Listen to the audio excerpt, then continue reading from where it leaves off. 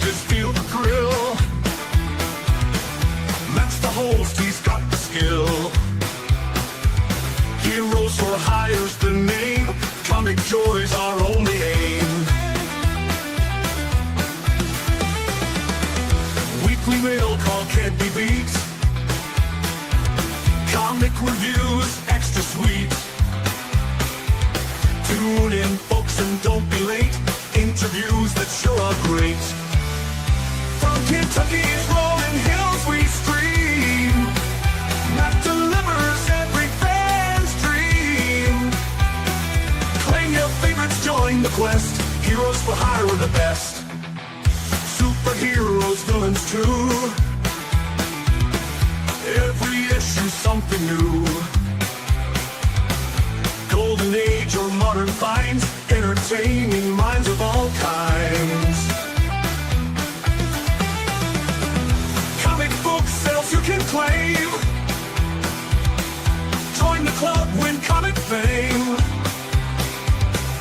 Hear the stories, catch the vibe. Heroes for Hire feels alive. From Kentucky. Oh, hello.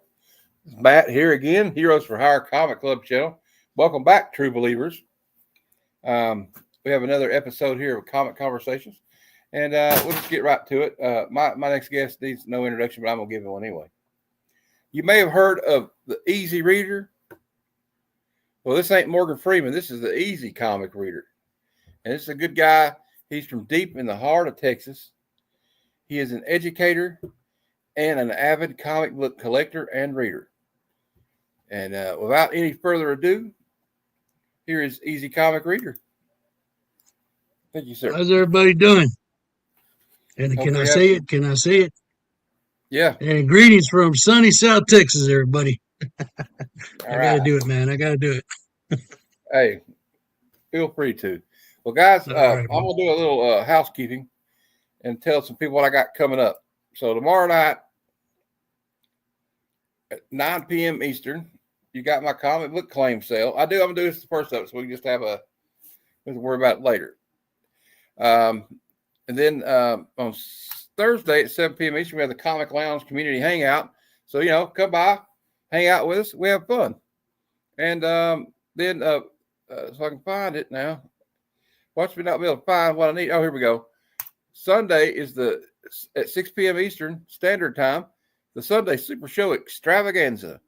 And you may wonder why such a long name. I just like to use the word extravaganza in a sentence. It's very rarely used anymore, so there you go. And this is a very special episode because not only will we be going over the new Comic Book Today previews and the trending 20 and hot 10 comics of the week and the out of context panels, but we will be indeed giving away the 300 subscriber giveaway because I'm 309 subscribers. I think we just lost our guest for a minute, but he'll be back. So I'll just kill some time while we're waiting on our friend to come back. I guess he may have had some kind of technical difficulty. What's up, Comic Book Collecting Quest? How you doing? What's up? My guest kind of dropped off here for a minute, but hopefully he'll be back. We'll just wait and see what happens. But in the meantime, I might as well share some stuff I got this week. There was a buyer's giveaway. Thank you, Barry. There was a buyer's giveaway I was entered into because I bought a couple of books at the last minute before their show ended. And he had a buyer's giveaway, and he gave away this, and I won it. I realized when he had the giveaway, there was only like 6 buyers or 6 people in the giveaway. And I said, well, I got a better than fair chance of winning this one. And I won it. Ghost Rider 41. It's a direct copy, too. 8.5 CBCS slab. So that means I have 17 graded comics now. So I'm on the way to being on Only Slabs, I hope, if Rob will have me. Then I got some Marvel team-ups. I'm getting worried he ain't coming back. We got 2 of these. We got the I got all kinds of stuff, too. We got some Frank Frazetta covers. I got these old they're reprints of stories from Warner Magazine. We got Frank Frazetta cover art on them, which freaking rules. Well, I'm getting worried. I want to message him and see if he's all right. Make sure that power went out or something. He's lost the internet, I guess. But anyway, like I said, we got the claim sale coming up tomorrow. Got a claim sale coming tomorrow. I got that 300 subscriber giveaway. And now that the claim sale tomorrow at 9 p.m. Eastern, there will be a little new added wrinkle to it. I'm going to take requests. Now, I don't have everything in the world, but I do have a lot. And if people got a request for something, I may not have the exact book, but if you want to make a request for like, hey, would you show some Fantastic Four? Would you show some X-Men, Batman or something? Yeah, just let me know. Superman, and we'll have some keys, but most of it will be $2, $3, $2, and $1. And it's very simple. My payment's PayPal. And it's we have a good time. I have a good time just showing comics. I'm going to message them and see if everything's all right. But for the time being, I guess it's just me and whoever's watching right now, I guess. Oh, shipping usually. Now, if you get like a big order, like let's say a stack like this, it'd be about $10. About like that, it's probably about $7 or $8 or $6. And a little one like that's about $5. So it's not bad. It's never really over $11. I've never, depending on how heavy it is, because I use pirate ship very, and it's pretty reasonable. So it's usually never nothing over $11 unless you order a whole short box, and then that's a lot of stuff. That's a lot of. Oh, here he is. He's back. All right. I had to fill some time for you, but we're back. I was all right. Brother, I don't know what happened. I bored him to death already, and he ran away. I've done bored everybody else to death, man. I didn't even get started. All right. Man, I apologize. I don't know what happened, dude. It just turned off. That's okay. I've had my computer decide to restart and do an update in the middle of a stream one time. Oh, man. Let me try to fix the lighting real quick, man. All right. Barry, sorry about that, Barry, man. Let's fix it up. Now, I guess I should explain that. Usually, I just sit and have a conversation. We don't show anything unless they want to. But my guest this week had a request. He said, Matt, how would you feel about me showing a slideshow to go along with the interview? So I said, well, you know what? Why not? We'll see how it works. All right. I may have to make everybody else do it, and then they'll get mad at me because, damn it, thanks to Easy Comic Reader, now we got to do freaking homework for this interview. But sorry, fellas. We'll see how it goes. I'm going to add this to the stage, and I'll just kind of ask you the first question before I bring it up. All right. Let me say hi to all right, go people ahead. out there. Josh, what's going on, brother? And Barry, nice to see you, sir. So what is your comic book origin story? Did you get bitten by a radioactive spider that compelled you to start collecting comics? Did you fall into a bin of toxic waste that just made you love comics, or what? Just tell us about your origin stories. I'll bring this up. All right, origin story, baby. Let's go to the first one. Yeah, I was telling Matthew, everybody, I wasn't trying to be difficult, but I'm better with pictures, man. So reading influences. Let's go ahead and hit the first one. There it is, right there. If you want to talk about, comic and what my origin story is, of course, I was born on an Air Force base, Dyess Air Force Base, to be more specific. And the significance of that is my grandfather served in World War II, my great uncles, my father served in Vietnam, and several of my uncles were also in the service. So there were war comics around the house since I can remember. And even, so that's why I have that picture there. Okay. Well, my dad was a Vietnam veteran. He was a Marine. Yes, sir. He was honorably discharged from the Marine Corps, and he joined the National Guard when he got home. Yeah. And retired from it after 20 years. So, and my uncle Jimmy Morgan, he was a Vietnam veteran. He was actually stationed at Checkpoint Charlie at one point. Oh, wow. Also was in Vietnam. And okay, we got a comic book collecting question. Wants to know, what year was your dad in Vietnam? 67. He was early in, and unfortunately, he was wounded pretty badly.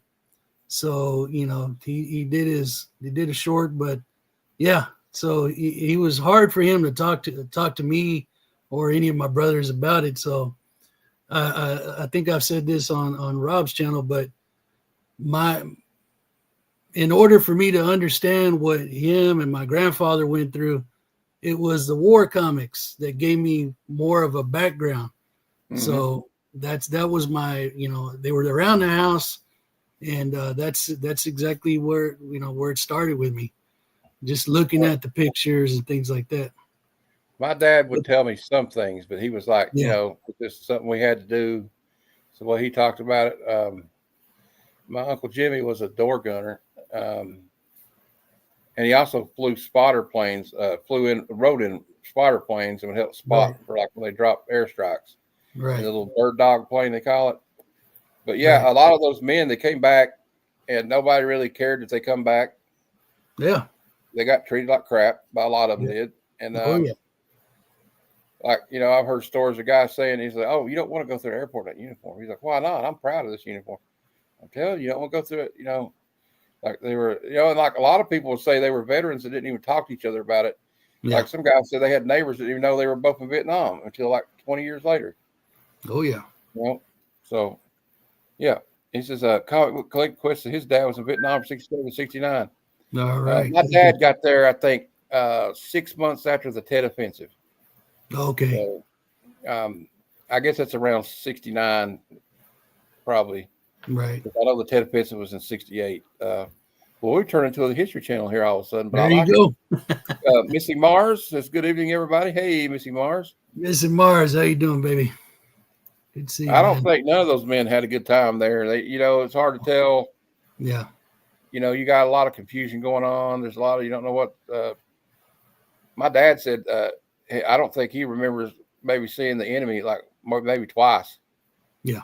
Where you could actually see that with their eyes, look them in the eye. But yeah, my dad was wounded with one of the bouncing Bettys.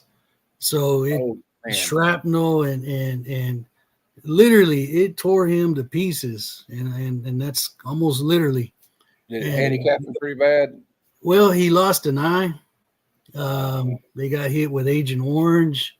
Oh, man. And so, they literally thought he was dead. So they just pick him up and throw him in the helicopter and carry him away. And one of the guys there, when I guess medics, like, hey, this one's still breathing. That was my old man.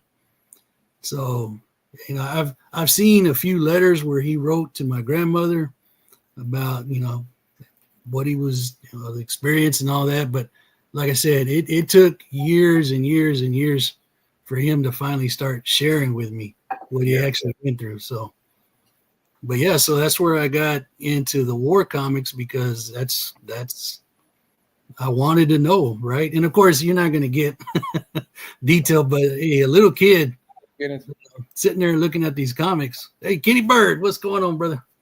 And Thomas.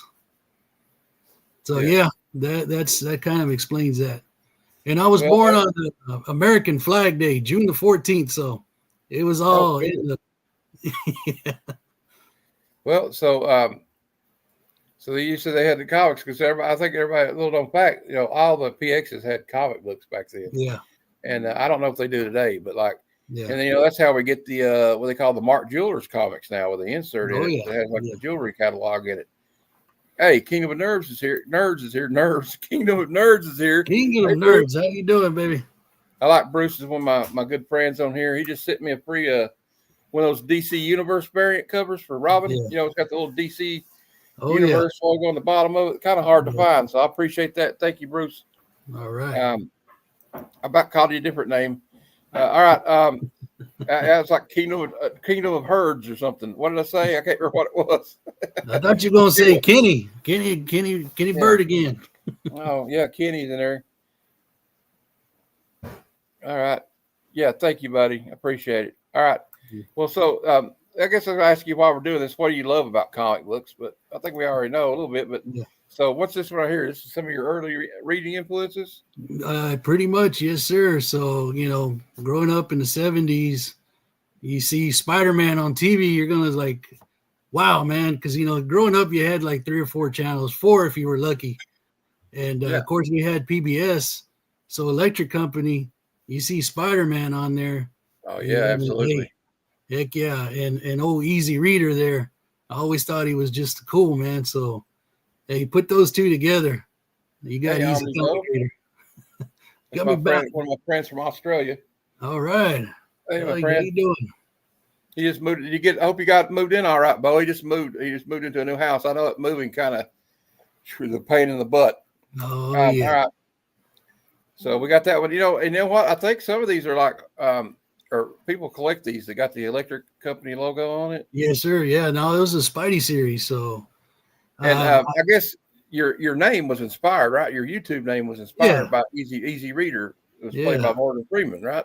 yeah, because growing up, you park in front of the TV, and there you go. So we would all gather around because all we were doing was waiting to see Spider-Man, and at the same time, I guess we was learning.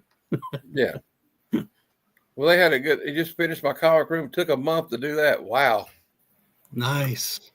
Kingdom of Nerd said he has quite a few of those Spidey stories. I love those Spidey stories. Oh yeah. Exactly. He said great covers, stories, and covers. Yeah. Yeah. And it's a good way to get some of the old stories without having to pay thousands of dollars now. Although some of these are worth a couple of bucks though now, Yeah, no, even these have gone up. I mean, they were written for kids. They were directed to kids like me, learning to read, things like that. So, if you've been collecting for a while, you could find these anywhere, no problem. And now, everything back then now is just gone through the roof. That's why I get these. I like those Marvel collectors items ones too. Yeah. I think I'm kind of obsessed with that kind of stuff now too. There We'll you move go. on to the next slide here and see what we got. All right. So growing up, we finally got a television station out of Dallas, Texas, KTVT. And in the mornings, they would show the old 67 Spider-Man. Yeah. So again, I mean, we weren't really, getting comic book. Well, let me back it up here.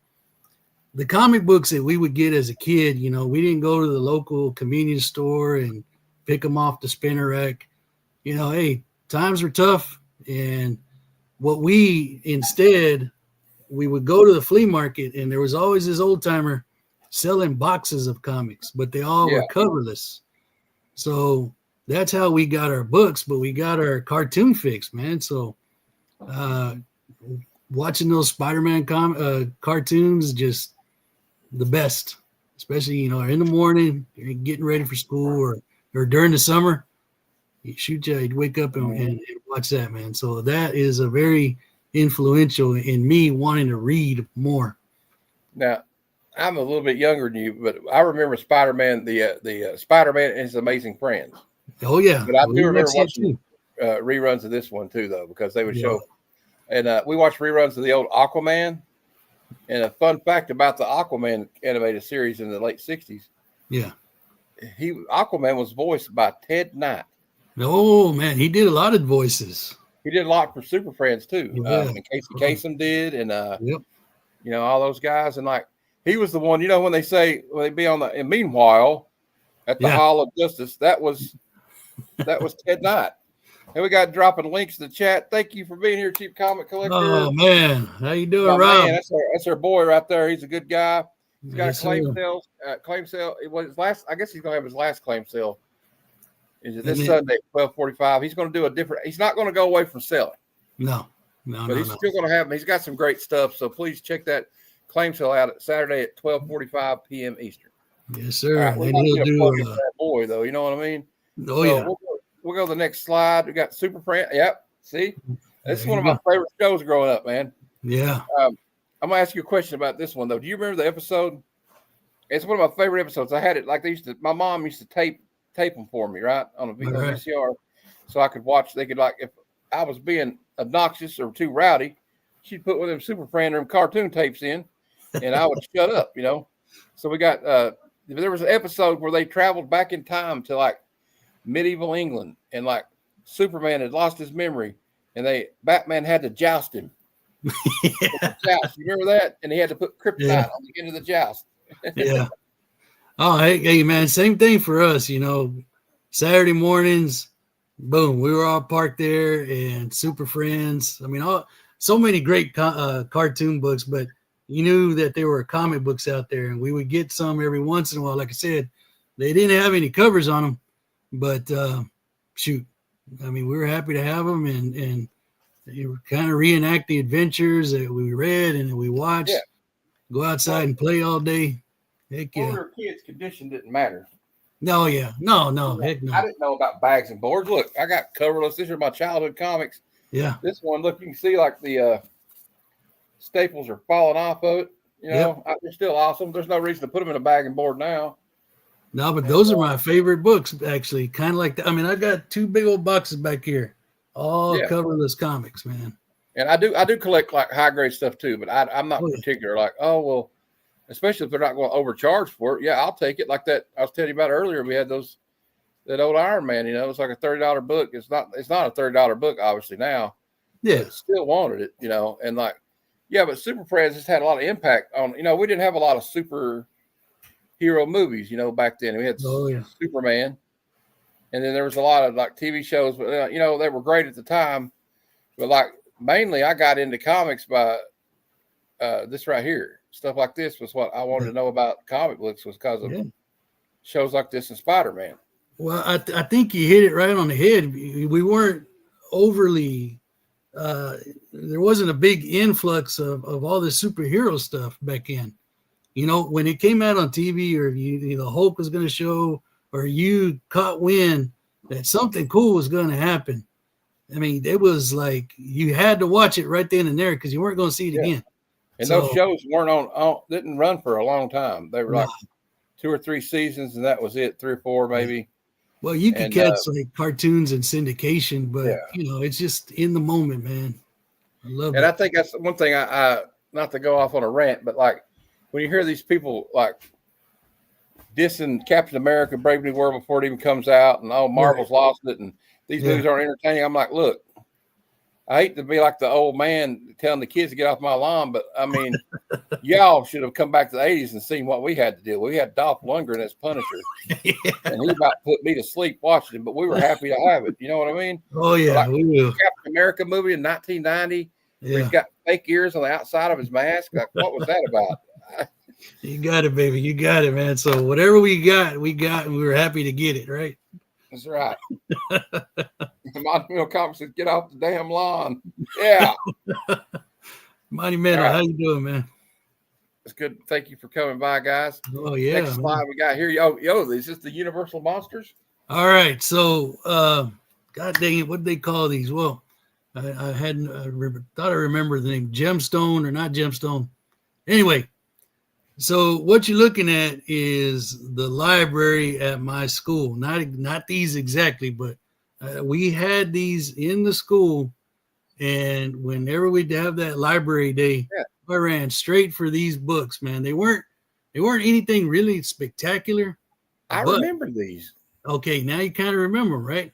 And they're like little thin books. Yep. And they had like Dr. Jekyll, Mr. Hyde, and they kind of had the pictures from the movie, the old 30s and 40s movies. There you go. I remember these. Yeah. I read the Dracula one. I mean, if you look real hard, you can see where the library card is. Like, take a look at Kong's mouth and over on Frank's. Damn it! Now I got to go on eBay tonight and look these up. Oh, brother, good luck, man. These. I mean, are they ghosts? Not really ghosts, but I mean, you're gonna pay a pretty penny. And I mean, I haven't looked at it for them in a long time. That's kind of like one of my holy grails. I'm out hunting for books, and because I collect comic books, I collect record albums, and I collect books. And so if I ever find one, and I've never found one, so let's just start there. I wonder if they're still at my library. Oh man, if you do, you probably got some that are maybe colorized or upgraded. But it's that orange cover, man. You see on the back, King Kong spreading his arms. That was always a back cover. But dude, literally, sometimes we fight for those things. Look, I'll predate you both. Being born in 1965, a black and white TV and 3 channels, and happy to get it. Now, hey, I lived in Kentucky in the Appalachian Mountains. We didn't get cable till I was 13 years old. Yeah, that didn't come around as soon as it came out with us. Hey, Y'all remember if the president was doing the State of the Union speech that night, It's over. Your night was ruined. Time to go play hide and seek. Time to go play hide and seek. Maybe get the Atari 2600 out. Yeah. ColecoVision. Maybe go play some board games. Yeah. Read some comics. Read some comics or Hey, Joe's here. Hey, Joe. Oh man, crazy. But I love these books, man. I don't know what do you call these books again? Because I'm gonna try to look at. I know they're not gonna be on there. Jerry Stone or something along. I mean, don't quote me too hard on that one, but if you kind of just take that image and maybe Google search it. Yeah. You unlocked another key memory of mine right now with that. Oh man, I'm telling you, dude, we devoured those. And then, like I said, they weren't anything spectacular. It was just a regular book. It had some black and white photos in it, maybe some backseat, somebody there, behind the scenes or whatever, but it's just something about them, man. Yeah. We would take them and draw from them and what kids do, probably reading them is the last thing you do.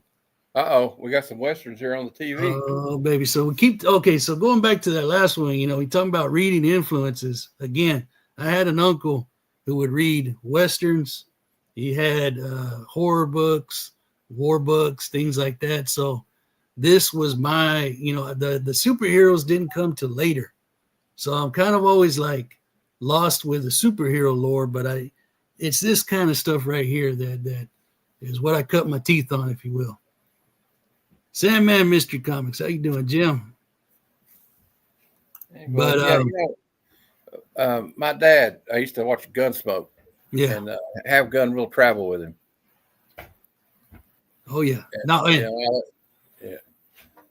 was gonna say that just represents, the TVs from back then. Mm-hmm. But when with my grandfather, that's what he was watching. I had one grandfather, because if I could just kind of give you a little bit more background on me. I kind of grew up in the country and in the city simultaneously. So during the week, we would stay with one grandmother, and she was in a city. And then on the weekends and summers, we'd go out to the country.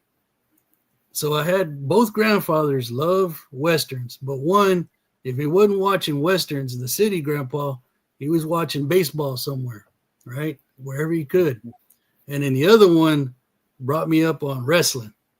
So, heck yeah, baby. So, I mean, that's what that little TV represents, but mostly for the Westerns. And again, you watch the Westerns, you fall in love with them, all black and white, but hell, the TV we had was black and white to begin with. So it didn't make any difference for us. So we're all in here talking about a bunch of nothing. Yep. That's the way we like it. Heck yeah. Well, if you don't like this kind of thing, you might not want to watch then.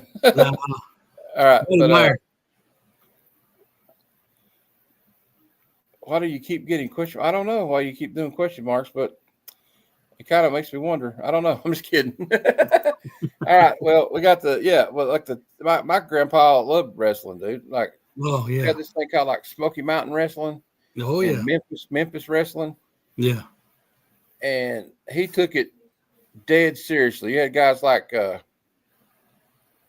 it's a show about nothing. This is like Seinfeld. I mean, so we're doing something right? Like Sandman said, but it's fun. It's fun, nothing. All right. But what I'm saying is, like, he took it dead serious, like Jerry the King Lawler, and we had Macho Man Randy Savage before he went to WWF. What's his name? Oh, Dirty Dutch Mantell. Dirty Dutch Mantell. Oh, yeah. He'd come by Texas every so often. Yeah, they swing through Texas and everything.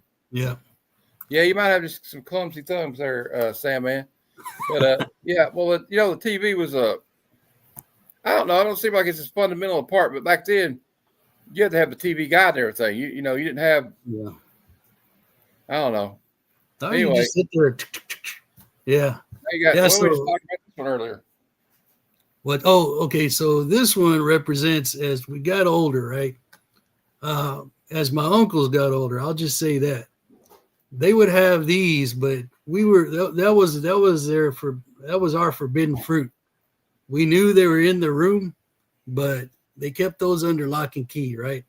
But as they got older and start going out and doing things, you know, what older teenagers do, well, we'd go in there and sneak a peek at all these and try to read them. And so, again, you're talking about, you know, maybe at this point, I'm 8 or 9 years old. I'm cracking open Conan and fall in love with all that, you know, because, I mean, just shoot. And I remember this one in particular that he had. So that's my connection to the Conan. So that covers all the early reading that I would do as a kid and just fell in love with. Stuff like that. All right, we'll go to the next one here. All right. Artist Alex Nino. Yeah, so I think I don't think you said creators or artists or characters. So within the kind of books that I was looking at and falling in love with, I didn't know who the artists were, right? And I never really paid attention to the credits because, again, we're just kids getting comics whenever and however we could. But something about this man's artwork right here, Alex Nino, one of the Filipino artists that come over to DC in the 70s. Mm-hmm. And when you look at stuff like this, man, I mean, you cannot help but just say, wow. I mean, for some, it might be really busy, but for somebody like me, I will sit there and stare and just look at all the intricacies, all of the, hidden pictures here and there. So, I mean, when you grew up with next to nothing, you get something like this, that'll entertain you for a while. Yeah, and you know, there was a big influx of, like, in the 70s and early 80s of Latino artists in Marvel and DC. I mean, well, I can't remember the guy's name. All of a sudden, it's escaping me, but he's the guy that designed what they called the DC Style Guide, which was the artist would look at it and go, "This is how you draw this guy." That would probably be Jose Garcia Lopez. That's who it is. Yeah. Oh, yeah. Jose Garcia. You got George Perez. George Perez. Oh, yeah. A lot of great guys, you know, that people I think forget this, and like, especially with some brilliant art. I mean, look at this right here. Look at the details going into this pencil work. Now you can click the link to go to where, and you can open it up more and kind of mess around. Yes, there you go. Man, look at this one. Oh, yeah. So that's his work, of course, with Conan. But again, amazing. That is just all day long, man. I mean, I love that stuff, and I love the. I'll show you after a while. You want to see some of the magazines I got. Look at now this one in particular, brother. Look at, like, if you click the link, you can go deeper into it, and you can see the layering on this layout. Yeah, and that's another reason why I like these guys, because their layouts were, you know, kind of breaking the norms and things like that. Yeah. But I like when I see it, I can see in the very back maybe that they did almost like a movie set. You build your props in the back, you have your composition laid out, things like that. So that is what I love, man. That's right, Mystic Mars. The black and white Conan is unequaled. Dude, I'm telling you. Well, like, you know, that reminds me of like a guys that kind of thought outside the box, like Jim Steranko. He brought a different, like, and Neil Adams, he brought like a graphic design element. Yeah. When he went to DC and Marvel, and then, like, you know, like I said, Steranko, he'd have these like first, like, there's an issue of Nick Fury, Agent of S.H.I.E.L.D. he does where there's no dialogue for like the first 10 pages of the book. Oh yeah. It's like, and he was from the graphic design background. Yes, he was a musician. He was a stage performer. So he knew what would catch the eye, and, you know, he just experimented. So, oh yeah, great stuff, man. Oh, now we get to John Buscema. Oh yeah, John Buscema. So I chose this. I selected this because once I start getting into the heroes and stuff like that, that's my childhood right there. Mm-hmm. Because it seemed like he drew everything that I loved, and he would do the advertisements a lot of times, I guess, and just that right there is, again, you're talking about influences. Yeah, that is comic books to me.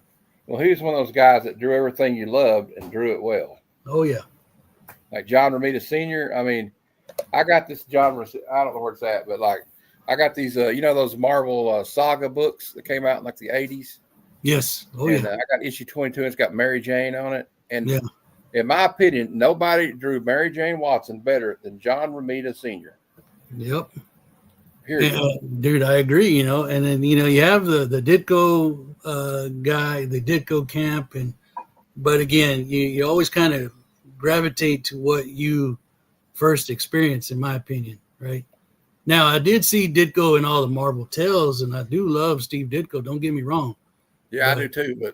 but I mean that's it for me. For me, it's my look. I like Ditko on Spider-Man. I do, but I like John Romita Sr. Yeah, I love what Todd McFarlane did with the book. I even like what John Romita Jr. did there for a while. Before he's kind of, some people say he's fell off, but you know what? I think it's just a different way of doing things now. well, I want to say I kind of heard him in an interview, and he said that they pay him by the page, not by the time. Yeah. So he started just to kind of box them out and put them out, I guess. But don't quote me on that, y'all. I'm just kind of like what I kind of remember. She was another workhorse for Marvel. Always good art, never late. Yeah. Oh yeah. Perez was another guy too. Yeah. I always said about with Perez is when they needed a team book done, and a lot of artists did not want to have to draw that many characters on the cover inside the panels, and George Perez jumped at the chance to do it. Oh yeah. Ditko best was Doctor Strange. That's another thing I guess you could say for upcoming artists or in any industry. Yeah. Is if somebody else is not willing to do it, you do the job they're not willing to do, and you can get a foothold in. So I don't try to give everybody a pep talk. I'm not an artist, but look at this right here. This is just and that I'm assuming that's like before it was color out there.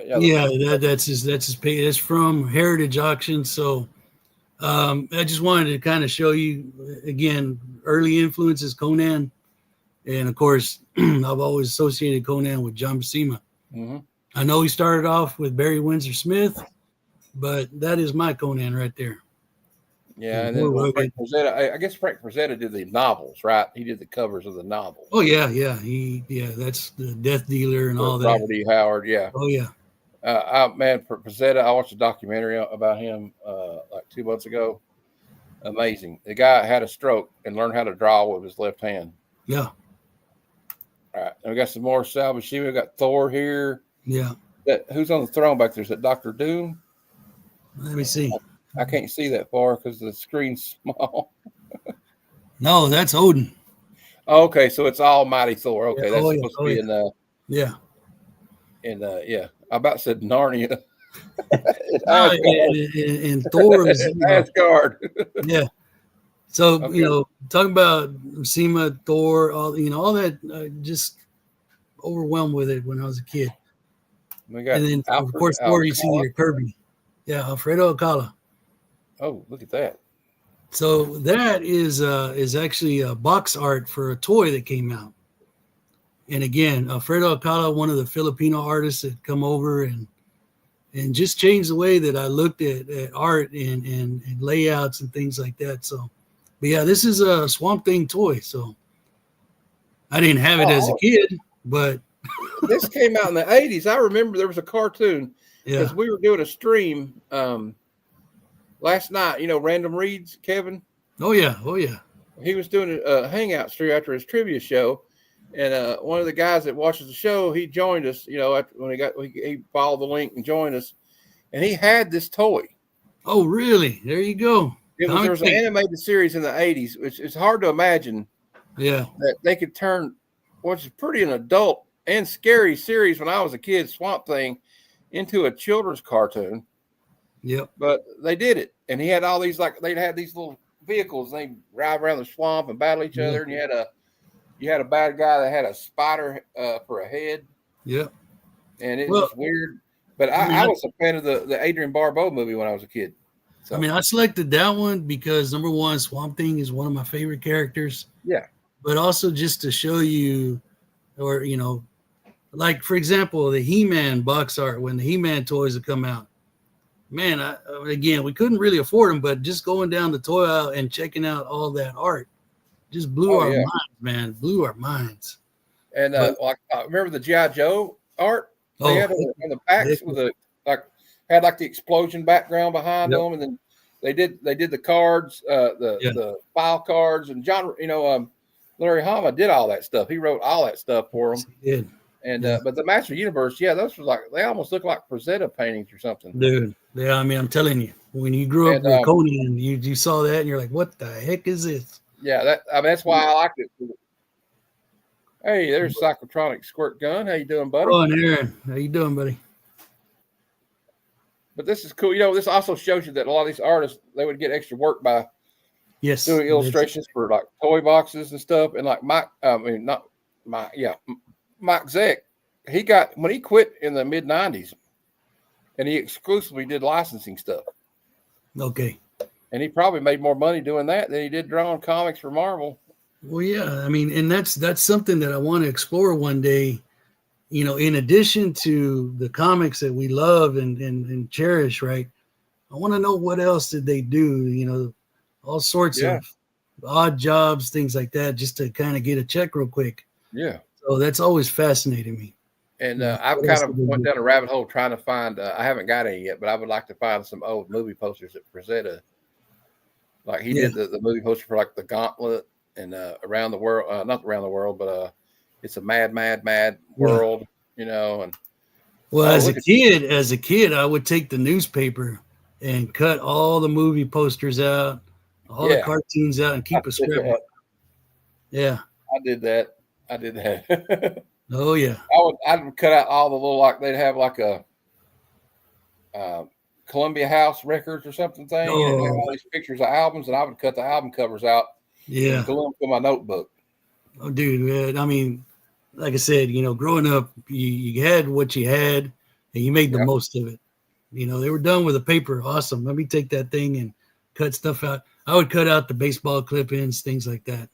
Look at the pencils on this thing, on this Brother, figure. I mean, I'm telling you that these are just works of art. yes, it is. That could be at a museum. Yeah, this is from Voltar.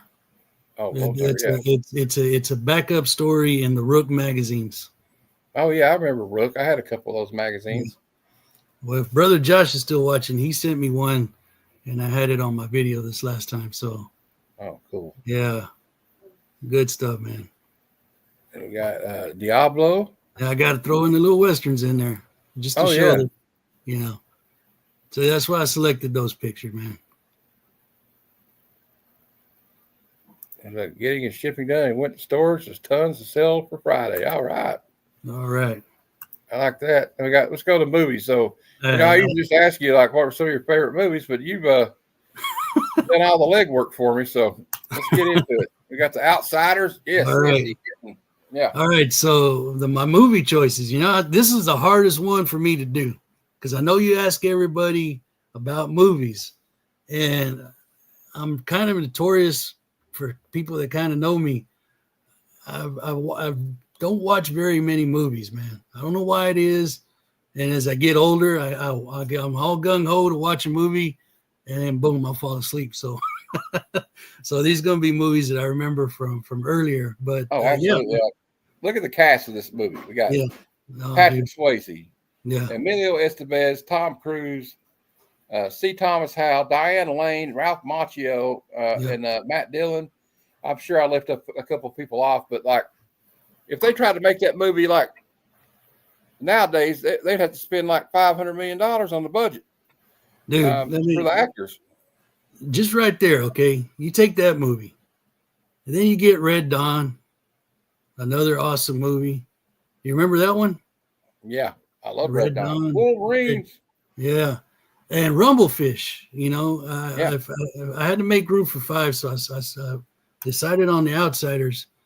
Again, they showed this movie to us in school, believe it or not, and blew my mind away. We read the book, of course, but just the movie and man. And you know what? I was really sad as a kid watching this when Ralph Macchio died to save those kids. Spoiler alert if anybody hasn't read it, but how about Rumblefish? Yeah, we were mentioning that a little bit. But let's see what the next movie is on the list. Mask, yes. Yeah.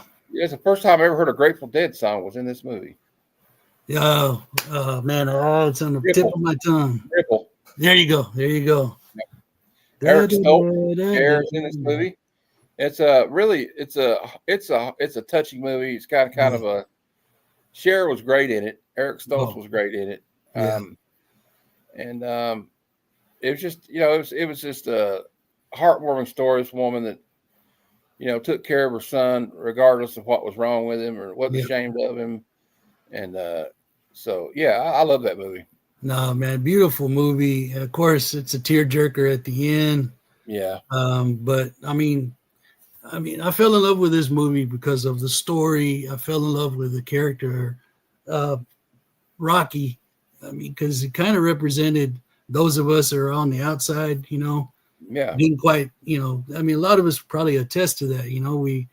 We were into stuff that nobody else was into. So I kind of connected on that level, not maybe the physical, but just sort of the outsider trying to blend in. And the music. I can relate because I had muscular dystrophy. Okay. I didn't get to get out a lot sometimes to play. Yeah. I could play. I could walk, but it's just harder now. But back then, a kid doesn't know when to quit, to slow down, and I'd have these bad muscle cramps. But I won't get into that. We're talking about you today. Oh, I'm going to get you, sucker. I love this movie. Teenage years right here, baby. Oh my God, I'm going to get you, sucker. I mean, if you have not watched this movie, please. Yeah. And I'm not one to make movie recommendations, but I like where the part where they're like, he's like, his brother died. He goes, how'd he die? He goes, man, he OG'd, man.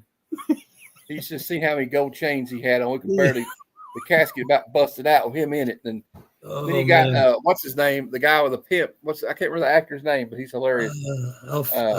Nipsey Russell? No, it's not Nipsey Russell. Okay. It's he was in a lot of blaxploitation films in the 70s.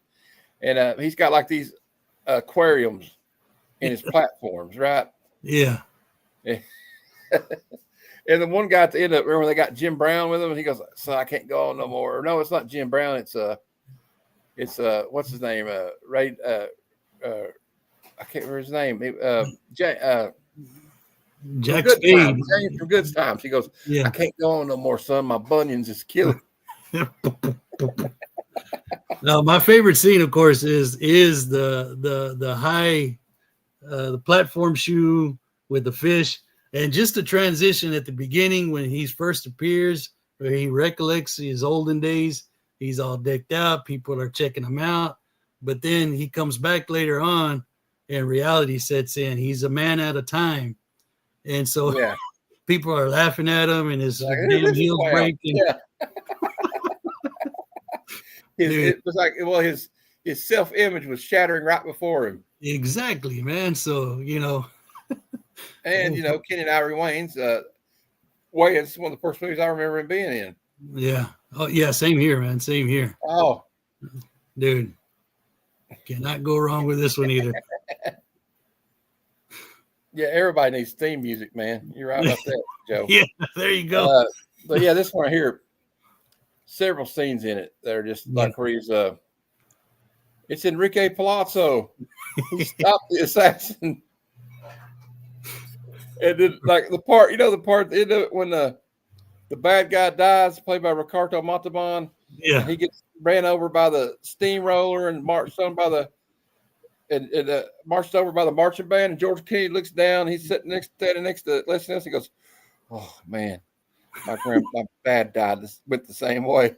Yeah. Leslie Nielsen looks at him like, "What?" I mean, it's all those kind of just dumb humor is just makes this one of my favorite. There you go. Nice favorite things. I just had it stuffed. And then where he goes to is it the first one or the second one? No, it's the first one. Where he's at the press conference and he goes to the bathroom with the microphone on. My favorite scene. And then also there's so many. Also the part where he's driving by and he sees all these like cone shaped buildings like on the side of where I go. Everything reminds me of her. And it's like a pair of boobs. Oh man, I love that movie. They're all classics. This one here just, and Leslie Nielsen was deaf. Was he partially deaf? Well, I didn't know that. Yeah, he was deaf. He had to like read lips sometimes. I'm Oh, pretty wow. sure I heard that. Yeah. Okay. And then, of course, notoriously, O.J. Simpson was in this movie. Yes, But I mean, notoriously, as we say, looking back. But of course, they of put him course. through all kinds of hell. And Yeah. actually, after I watch it now, I don't feel sorry for his character anymore. So, Well, I never did. oh, Shawshank Redemption. Yeah, yeah. I mean, it's kind of all kind of oddball movies on this list. I mean, some well known, all well They're known. all pretty known, I think. To me, they Yeah, are. yeah. But this one in particular, I mean, great story. It's got my boy Easy Reader in there, of course. Mhm. But of all the characters, the one that was most compelling to me was the character of Brooks. Yes. I mean, he was so institutionalized that when he finally got out, you just couldn't, and as I get older, I kind of feel that way, I'm like, is the world passing me by? I'm stuck in all these old relics behind me and all around this room, and kind of, in the comic realm as well, all this new stuff coming out. I'm comfortable here, right? So that movie is just top notch all the way. Of course, the main storyline can't go wrong. But Yeah, Crazy Hungarian's right. That's probably one of the most famous lines in there movies. you go. Yeah, Live or get busy dying. I like yeah, the end of it where he said he crawled through a half a mile of crap and come out clean on the other. I love the end of it when he meets his friend. He goes, I'm just excited about seeing my friend again. yeah, I don't think they'll go after an old criminal like me. yeah, Or old convict like me, and like it's kind of got that symbolism, Brooks, what he does to himself. yeah. He just couldn't take, a lot of prisoners are like that. Oh yeah, They get, especially if somebody like Brooks has been in there that long, and he don't know what to do with himself. yeah, And then, the symbolism of Morgan Freeman being put in the same boarding room, yeah, and he saw Brooks's name there, and like, he carved his name. He's like, I'm not gonna end up like Brooks, yeah. I mean, Yeah. and that's another, symbol of life. Crawling through all this crap that we go through, and then hopefully one day you come out at the end and you found your peace. So, at this point in my life, that's And Clancy Brown plays one of the meanest bad guys in a movie I've ever seen. oh man, yeah, And of course, Clancy's a great actor. He was in Highlander, of course. yeah. I mean, all great parts. Yes. Oh man. He says, "Kiss my Converse, fool." The Last Last Dragon, Dragon. of course. Dude. This, of course, wasn't a monumental film, but you grow up at a certain time, certain age, you watch this, you get, at least for me, Wasn't there a cameo by Chris Rock in this movie? I don't think so, but Well, there was a guy that goes in. Is this the one where the guy walks into the restaurant and he says, "How much for a biscuit and a 2-piece?" no, you're thinking of Don't Be a Menace in okay. No. That's South. Oh shoot, somebody out there knows what it is. Okay, Not well, it don't South- matter. But this movie's good too because it's like, CB4. It was called CB4. That one year. oh yeah. Yeah. And but the guy says, "Can I just have some soda in my hand?" Yeah. Or something like that. Because he got keeps the- bringing them down. The lovely Vanity is in this movie. She was in she was one of proteges of Prince for a while. Oh, yeah. She also dated Nikki Sixx from Motley Crue at one point. Oh, I man. wonder what that was like. You know what I mean? Yeah, it was cheesy fun, but yeah, Clancy was also in Buckaroo Banzai, Last Dragon, freaking yep. Yeah. Last Dragon was way cheesy fun. Exactly. They call him Bruce Leroy. Blueser, yeah. And it's just over the top. Yeah. But it's very cool. I thought this guy, he was a good guy, I think. Yeah, he's such an innocent guy, but he finally gets everything that, in the end he gets the glow, things like that. So it's a fun story. Yeah. Just a popcorn movie all day long. And the guy being they called himself the Shogun of Harlem. Oh, that dude, man, he would that freak guy me was out. awesome. Hey, Mark, what's up, man? Hey, Mark, what's going on, sir? He's a good dude. Hope you're doing well, homie. But yeah, I guess we got through is that the last of the PowerPoint? Well, That is we got it, brother. Man. hey, that was a good, you know what? I'll have to ask somebody else to do this one next time. Make me a slideshow, do all the work for me. Yeah. There you go. I like the visual aids though. No, I mean, that's how you get me talking, man. You got to show me, reference points here. And sorry about the light, man. I don't know what happened earlier with my computer turning off. I don't know what the heck happened, man. Usually it's been doing that on live streams lately. Like I said, mine did an update in the middle of a stream one time. Yeah. So Maybe that's what mine's doing. he's having trouble fighting the kids to get to bed. That's always a fight, I guess. Nice slideshow, Mike. All right, yeah, Mike, I liked it. It was you can tell Mike is an educator because he has these visual, has a little PowerPoint slideshow or something, which is I appreciate. I appreciate it though. Yeah, no, I mean, better looking at us all day, all night. So, do we have any questions from the audience, from the chat to Mike? Let us know.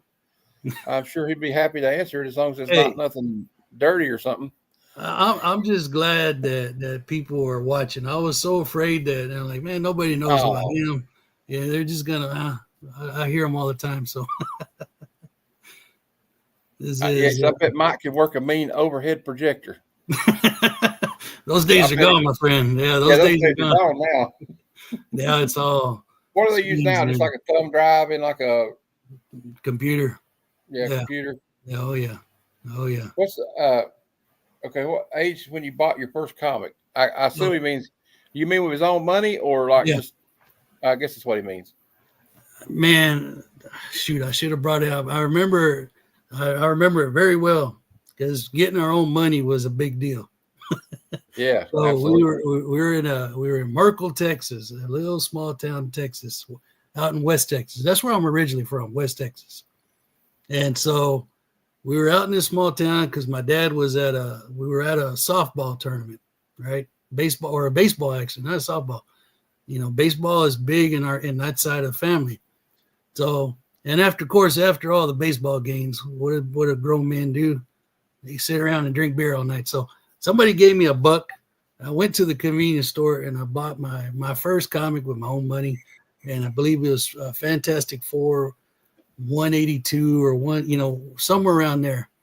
So yeah, that I do remember my first real buy. But like I said, before that, we would just get them by the box. Whatever was in there, that's what we got. Well, here's the most important question. Chocolate or okay, well, it's gonna be chocolate, man, with a little salt on top.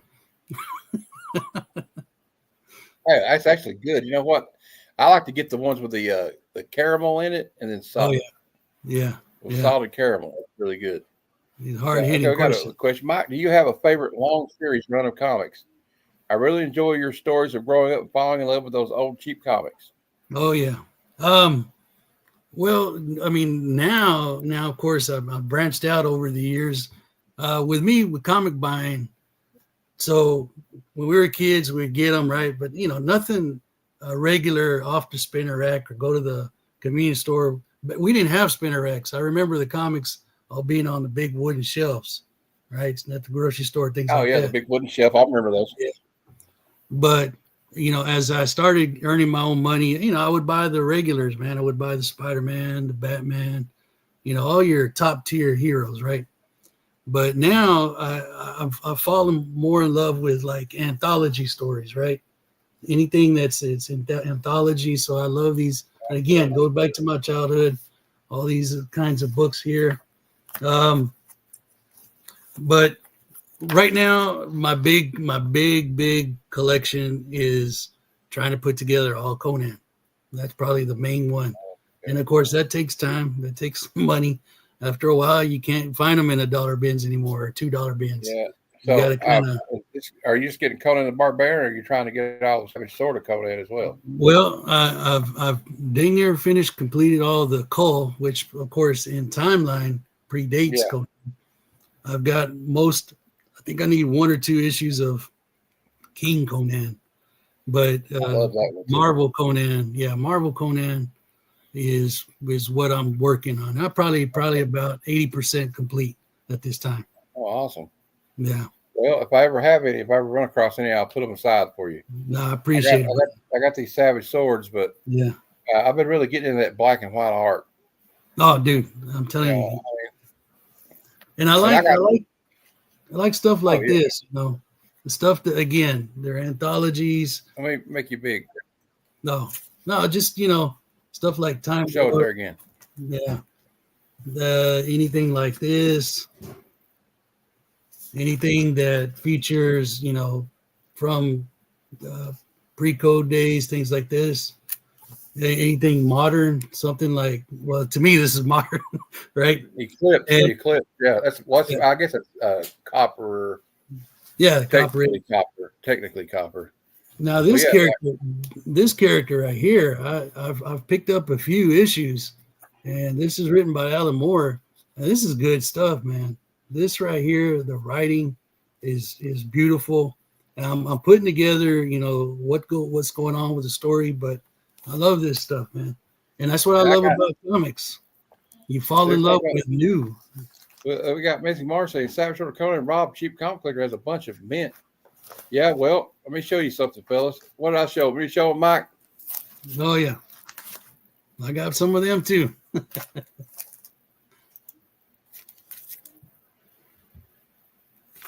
This one's a Joe Jusko cover. Yeah, They're pretty dope. They're pretty dope yeah. comic books. You want to show one? You can. I'm gonna try to read the chat. All right. Yeah. So of course,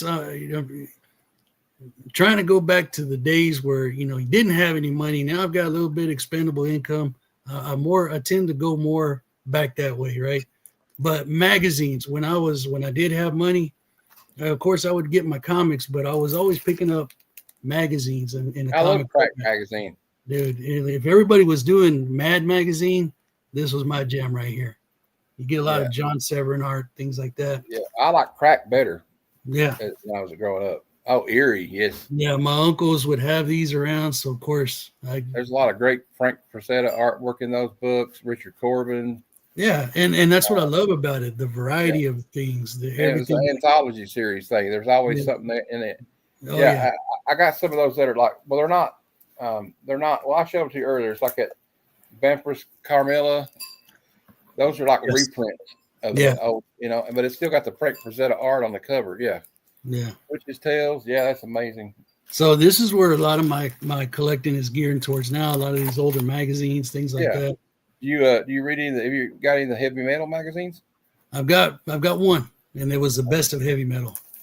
Oh, that's a good one to have though. Yeah, I mean, Oh, so look at that. Is that the Marvel magazine that they did? yeah, yeah. I need to get some of these. Like, No, they're pretty good. Again, anthologies. Now, are they hard to find? not really. No, not Okay. really. I mean, you'll find it. If you go to eBay, you'll find them all day long. But okay, so for those that don't know, I'm pretty sure a lot of these people already. I'm not one to go and buy big dollar, high dollar books. The way Yeah. I collect and everything that you see is something that I picked up because it was $1 or maybe $2. And so to me, that's the fun of collecting. What can you find? What kind of treasures can you dig out from all those boxes under the table, behind the deal? Find the treasures there, Mhm.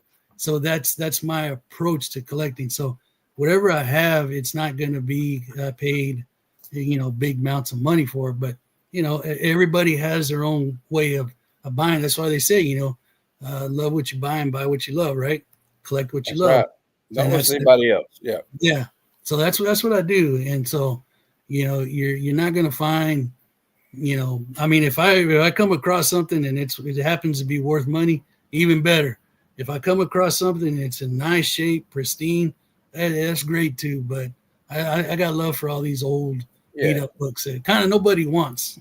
Well, and like Like that one's from oh the yeah. UK. Let me see That's it. that's Oh, from that's the cool. UK. Yeah. Stuff like I that. need So to get it's the just hands on some of this stuff, man. You got some good stuff there. yeah, I mean, Um, it's just years of buying like that. yeah. So Well, the thing about me with the condition, I don't care. Like I sent some yeah, comics to be graded, yeah, and I was kind of disappointed in one grade, but I'm like, you know what? I'm not going to sell them. yeah, So I just look for good, cool books. Like you know what I mean? Like Yeah. Don't chase the grade, chase the book. There you go. If it brings a smile to your face and it brings a That's pitter right. patter to your heart, then go for it, man. And Go don't for it. listen to me or Mike tell you what to buy. No, I mean, make your no, own you decision. buy We're what not you trying to want. tell you Yeah. what. If you like new comics, there's some good new comics out there too. There are. And every Uh, once in a while I catch one and I'm like, hey, that's pretty good. Yeah. But hey, Well, they're not as all winners anymore, but I will show you one that is a winner if you ever get a chance to read. oh yeah, I've been reading. Okay, so Okay. again, Geiger, if it shows up in the dollar bin, I'm all over it because I know Yeah. that's a great story. Heck I yeah. got some extras. Maybe I can send to you one of these days. Well, you can also read, like, if you have there's an app. If you want to read new books, there you can find them. You can find the bootleg sites, but if you want to support your local library, and if they have this program called Hoopla, I don't have that here, but my nephew in Houston, he gave me his password. I can read all that stuff. Of course it's digital, but you still get to read it. You still get to enjoy it. Read it. You Get to probably learn. save a couple of dollars. Yeah, And then you can buy some older books. yeah, It could get expensive if they go up anymore. The new ones, if they go up anymore, yeah. I'm just going to go back to just buying silver, bronze, and copper age. Hey, buy what you love, man. That's all you got to do. That's all. Yeah. That's what this is all about. That's why there's room for everybody. Exactly. Oh If yeah. you got any more questions before we wrap it up, let us know. But I want you to tell us while we're waiting to see if there's any more questions. Oh, you got another one here. That's what you got. I got stacks of them, man. And I've shown these all before, probably on Aaron's channel or somebody else's.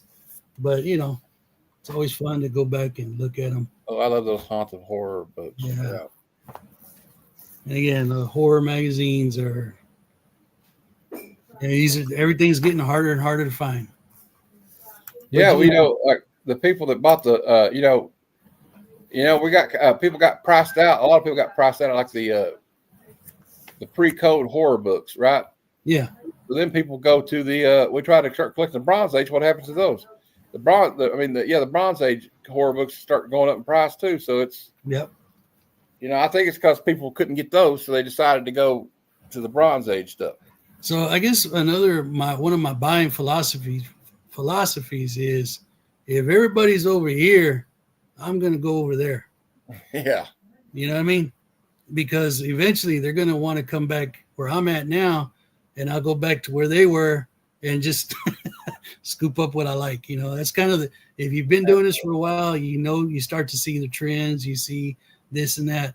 And, when I first started watching comic book content on YouTube, I was like, well, everybody's telling me all the books I have are not really good because of condition or things like that.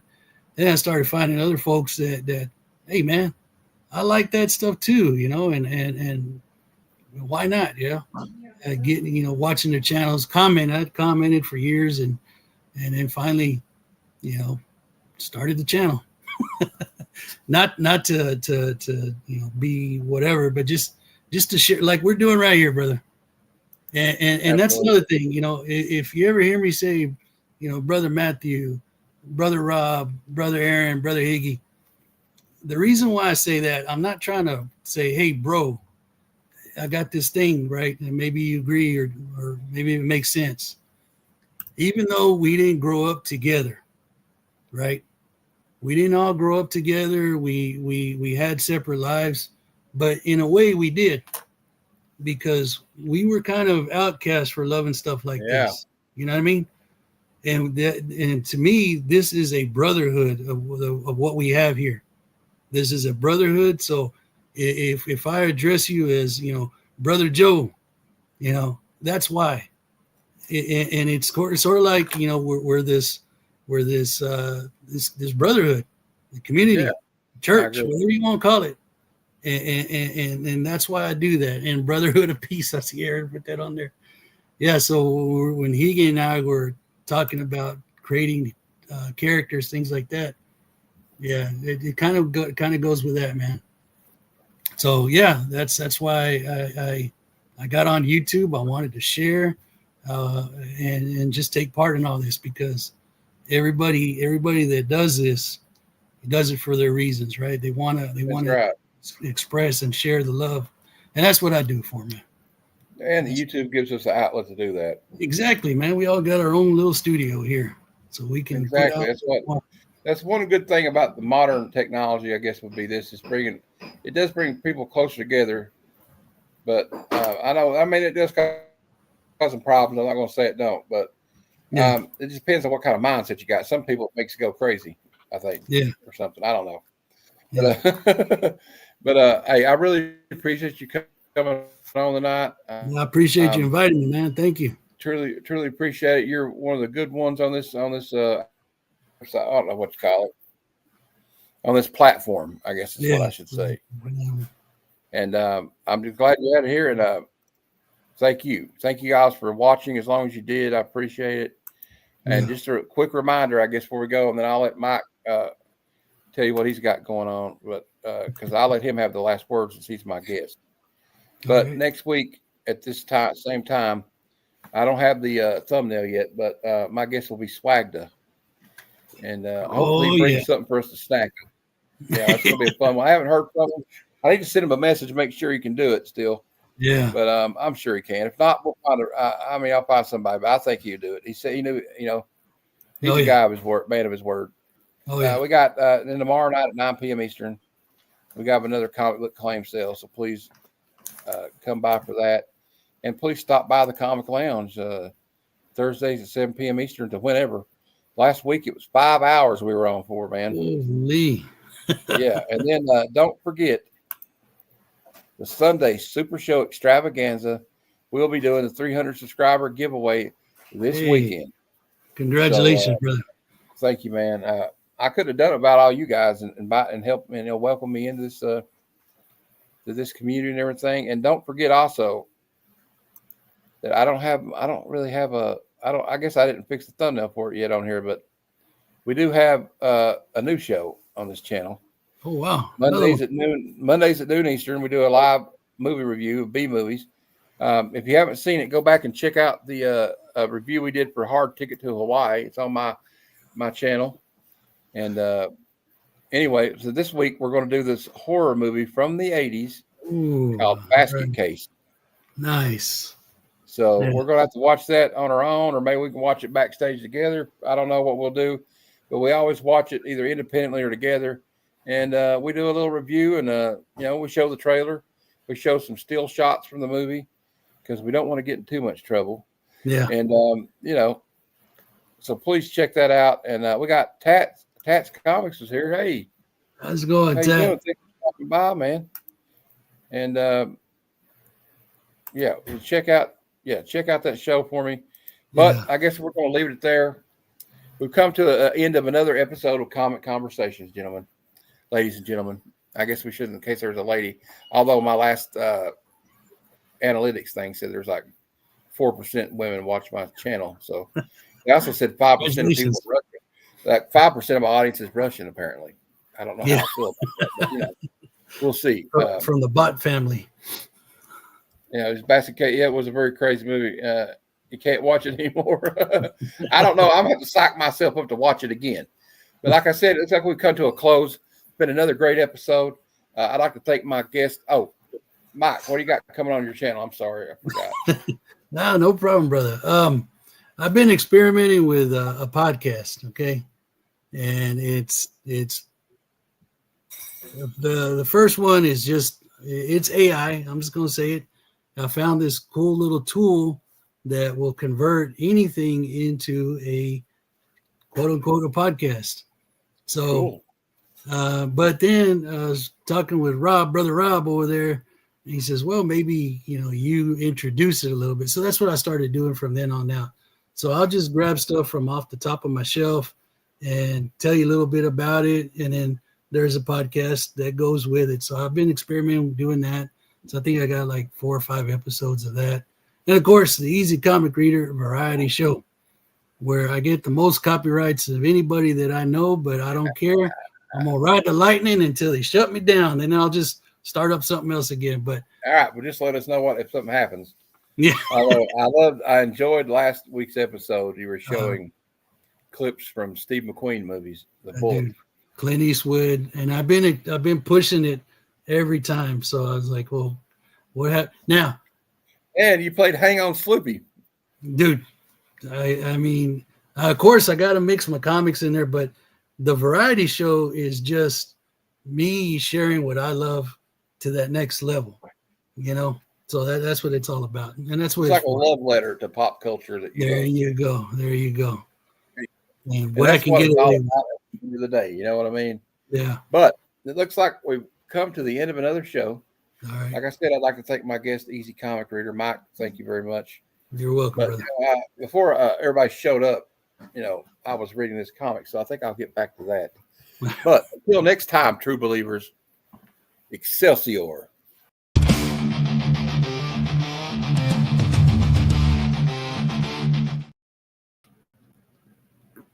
All right.